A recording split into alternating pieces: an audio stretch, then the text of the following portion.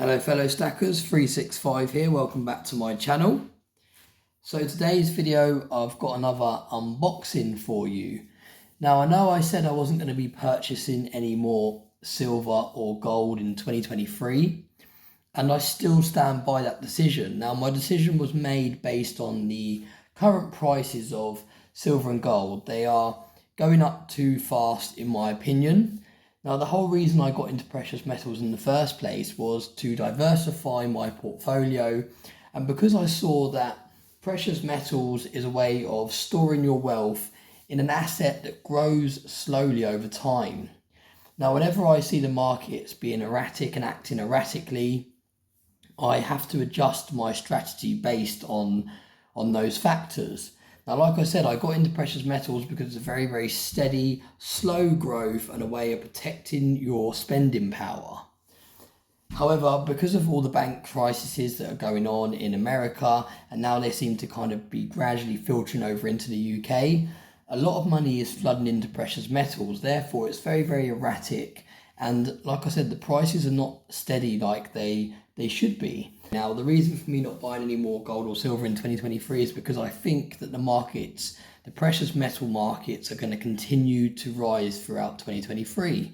I think that a lot of money is going to be flooding into the precious metals markets, therefore inflating the prices. And then when we get to 2024 and things like stocks and other kind of different asset classes start to recover and level out, then the money will start going out of precious metals and it'll be going into different asset classes. Now, that's not a new thing. That happens all the time. Every single year, there's different assets that are performing well. Sometimes crypto is doing really, really well. And again, when I mention crypto in videos, sometimes it gets a lot of negative comments because people don't like to accept crypto as an investment or an asset at the moment.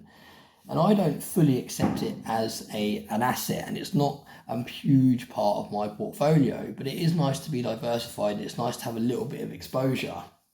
Now, as I was saying, sometimes you get the crypto market doing really, really well, and that's where the money floods to. And the precious metals market might not be doing so well, and the stock market might not be doing so well. But then when the crypto market stops running, the stock market starts running, and the crypto market starts going down. Now, that's kind of how the market cycles work, and you'll notice that people get a sense of FOMO. Now, FOMO, for those of you that don't know, stands for fear of missing out. And when the stock market's doing really, really well, people start chucking their money at it. And the other asset classes, such as precious metals that might not be performing so well, people tend to stay away, even though it might be a better time to invest in those asset classes because they're going down. People would rather chuck money in the asset classes that are going up because they follow the crowd and they don't want to be left behind. Now, I like to kind of do things a bit differently. Whenever I see an asset class is plummeting, that's when I'll put my money in. Now, a lot of people have got scared with crypto because it has taken a big hit. A lot of especially the altcoins are down. Some of them are down 90%, some of them a lot more. Now, I saw that as a buying opportunity. And again, this is not financial advice because crypto is a very, very risky place to put your money, but I saw it as an opportunity. Things were going down, so I started putting money in. The same with the stock market. The stock market started plummeting. I had a lot of speculative plays in the stock market. I had a lot of SPACs. Now, for those of you that don't know what SPACs are, they're special purpose acquisition companies. And basically what they do is they raise capital and then they merge with a company. So there's a lot of speculation because until the merge is announced, you don't know what a particular SPAC is going to merge with. Now, there's lots of rumours flying around what they might be merging with, but a lot of people rush into these SPACs because they hear that they're going to merge with some life-changing technology company or something like this, and it's very, very speculative, and it is just like a lottery ticket because you don't know exactly what you're investing in until the merger is fully announced. Now, that's a different video for a whole different day, probably for a different YouTube channel because this is about precious metals, but I got caught up in the whole SPAC hype.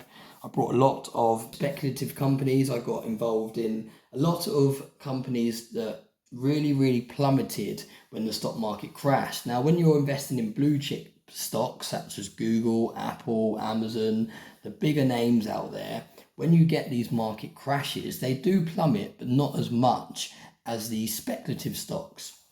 Now, because I had a lot of my money in the speculative stocks, I lost a lot of money on paper. Now, like I've said before, unless you actually sell, you don't take a loss because you're still holding the stock. Now, a lot of people panicked and they sold at a loss. However, I did the opposite. I was putting more money into the companies that I think long term could do quite well. So that's kind of how I like to do things. If things are going down, that's when I'll put money in. As long as the fundamentals of a company stay the same, I look at it as a buying opportunity, and I look at it as you're getting the same stocks that you were happy to pay a premium on for a discount, essentially. So yeah, so that's how I kind of do things now. If I see a market going down, I'll invest money. If I see it going up, I'll sit back, because I'm in the investing game for the next 30 odd years.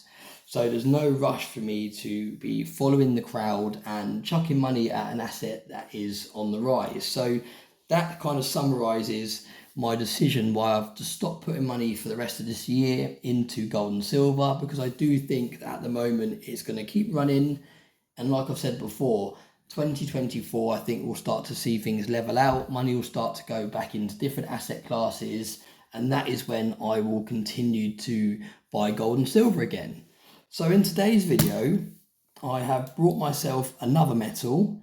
Now, this isn't a precious metal, but it's a metal that I do think will perform quite well in the future. And I have spoke about it a couple of videos ago, so you can probably already guess what it is. Now, I'm going to get straight into the video. I hope that ramble hasn't bored you too much. I just kind of wanted to explain my thought process on my kind of decisions to stop buying gold and silver for the rest of this year.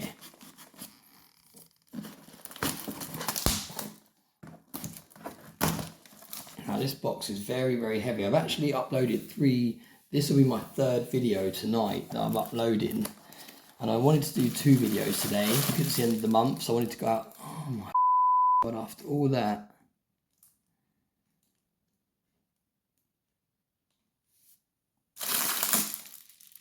After all of that intro,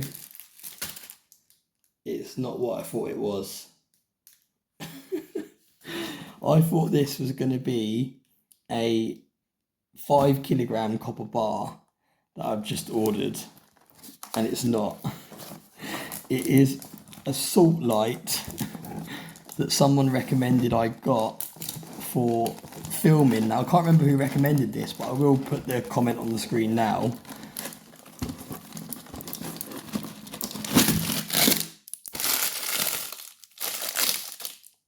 I thought this was my 5 kilogram copper bar that I'd purchased. What a waste of a video. I feel like I need to still upload this video because it will probably give some of you a laugh. Now, okay, so that was a waste of time. I even had my copper rounds here ready to tip out around the copper bar to show off at the end. So yeah, there we go. That hasn't gone to plan. But yeah, this is basically a salt light, a salt lamp. I'm not exactly sure how it's called, but someone, like I said, recommended I got one of these because I tried filming with a lava lamp the other night and it didn't turn out very well. Whereas this kind of glows.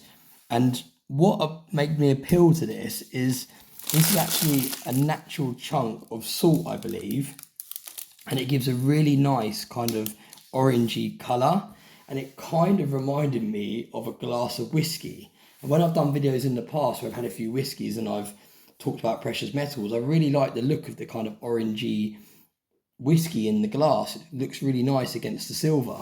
So I thought, instead of always having to have a glass of whiskey in my videos to make it look kind of effective and look cool, I could put this thing on. So yeah, that's what this is. This is a salt lamp, I think it's called.